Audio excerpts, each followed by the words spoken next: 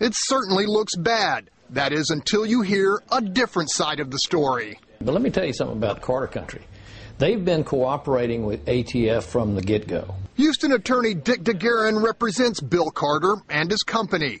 He says the Bureau of Alcohol, Tobacco, and Firearms asked Carter Country to complete transactions, even when salespeople strongly suspected the weapons were headed to Mexican drug gangs. They were told to go through with, and this is profiling, but they were told to go through with sales of 3 or more assault rifles at the same time, or 5 or more 9mm guns at the same time, or young Hispanic males paying in cash.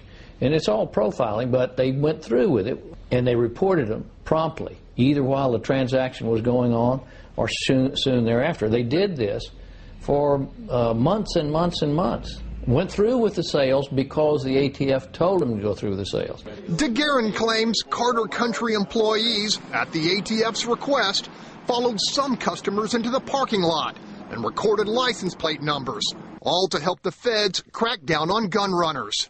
If the ATF used the information that Carter Country developed for them, they could have stopped these guns from going across the border. An ATF spokesperson would neither confirm or deny the purported cooperation agreement with Carter Country, but did say, "I don't think we would issue a blanket directive."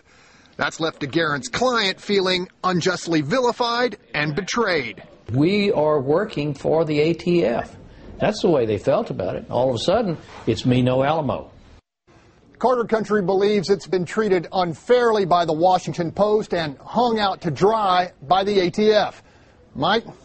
Well, Greg, does Carter Country have any documentation that would back up its claims that it was only doing what ATF wanted them to do?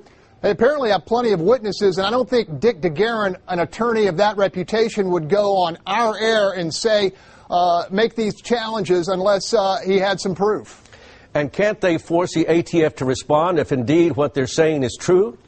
Well, absolutely. I mean, if this ends up in court, everybody will be deposed, and people are going to have to bring it to the table.